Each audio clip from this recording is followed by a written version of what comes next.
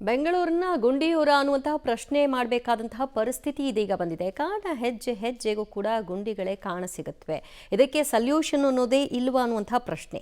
ಈ ರಸ್ತೆ ಗುಂಡಿಗಳ ಅಸಲಿ ಕಾರಣ ಏನು? ಈ ಪರಿ ಬೆಂಗಳೂರು ರಸ್ತೆ ಹದಗೆಡೋದಕ್ಕೆ ಮುಖ್ಯ ಕಾರಣ ಏನು? ಡಾಂಬರ್ ಹಾಕಿದ ವರ್ಷದೊಳಗೆ ಕಿತ್ತು ಹೋಗುವ ಬೆಂಗಳೂರು ರಸ್ತೆ ಇದರಲ್ಲಿ ಅಸಲಿ ಕಾರಣ ಅಂದ್ರೂ ಕೂಡ ತಪ್ಪಾಗಲ್ಲ. ಇದೆಲ್ಲದರ ಬಗ್ಗೆ ಒಂದು ಡೀಟೇಲ್ ರಿಪೋರ್ಟ್ ಇದೆ. ಸಂಚಾರಿ ತಜ್ಞ ಶ್ರೀಹರಿ ಎಕ್ಸ್ಕ್ಲೂಸಿವ್ ಆಗಿ ಮಾತನಾಡಿದ್ದಾರೆ, ನೋಡಿ.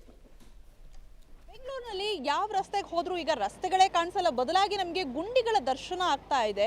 ನಾವೀಗ ಸಾಗರ್ ನಗರದಲ್ಲಿದ್ದೀವಿ. ಇಲ್ಲಿ ಅಷ್ಟೇ ಹೆಜ್ಜೆ ಹೆಜ್ಜೆಗೂ ಕೂಡ ಗುಂಡಿಗಳ ದರ್ಶನ. ಹಾಗಿದ್ರೆ ಬೆಂಗಳೂರಿನಲ್ಲಿ ಏನಕ್ಕೆ ಇಷ್ಟೊಂದು ದೊಡ್ಡ ಮಟ್ಟದಲ್ಲಿ ಗುಂಡಿಗಳ ಸಮಸ್ಯೆ ಆಗ್ತಾ ಇದೆ? ನಮ್ಮ ಜೊತೆ ಸಂಚಾರಿ ತಜ್ಞರಾಗಿರುವಂತಹ ಶ್ರೀಹರಿ ಅವರಿದ್ದಾರೆ, ಅವ್ರನ್ನೇ ಕೇಳ್ಬಿಡೋಣ.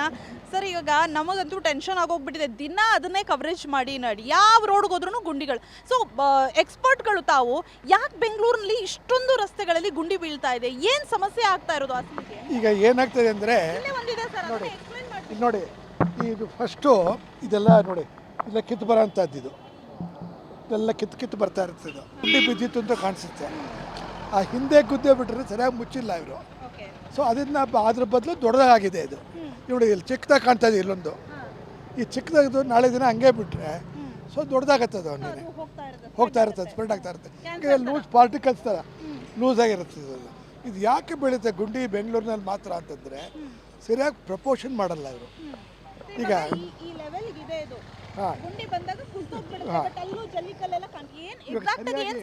ಬಾಂಡಿಂಗ್ ಅಂತಾರೆ.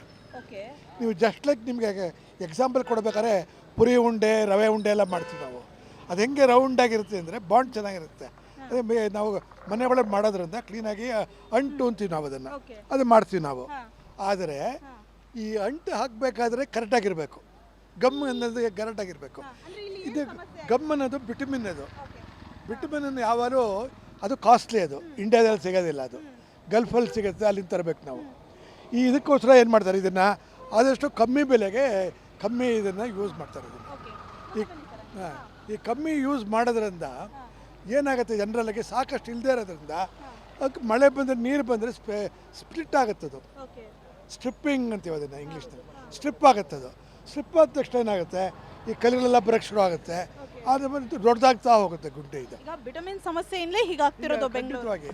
ಈ ಸರಿಯಾಗಿ ವಿಟಮಿನ್ ಮಾಡಿ ಕಾಂಕ್ರೀಟ್ ಮಾಡಿದ್ರೆ ಇವರು ಒಳ್ಳೆ ಕರೆಕ್ಟಾಗಿರುತ್ತೆ. ಇವರಿಗೆ ಒಳ್ಳೆ ಚೆನ್ನಾಗಿ ದಮ್ ಮಾಡಿ ಬಾಂಡಿಂಗ್ ಅಂತೀವಿ. ಬಾಂಡ್ ಅಂದರೆ ಹಾಂ, ಈ ಬಾಂಡ್ ಅಂತಂದ್ರೆ ಏನು ಅಂತಂದರೆ, ಈ ಸ್ವಲ್ಪ ಇವಾಗ ಇಷ್ಟು ಗುಂಡಿ ಬಿದ್ದಿದೆ. ಈಗ ಈ ಗುಂಡಿನ ಸ್ವಲ್ಪ ದೊಡ್ಡದಾಗಿ ಮಾಡೋದಿದ್ದು.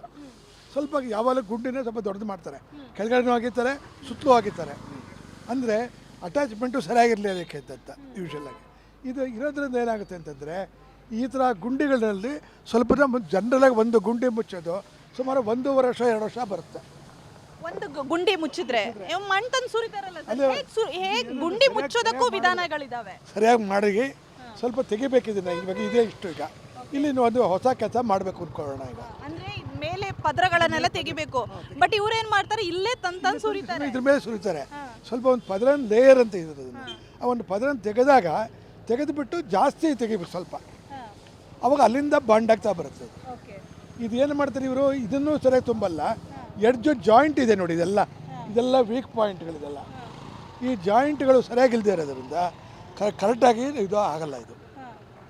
ಇದು ಬಾಂಡಿಂಗ್ ಇಲ್ಲದೆ ಇದ್ಮೇಲೆ ಅಂಟ್ಕೊಳ್ಳಲ್ಲ ಸರಿಯಾಗಿ.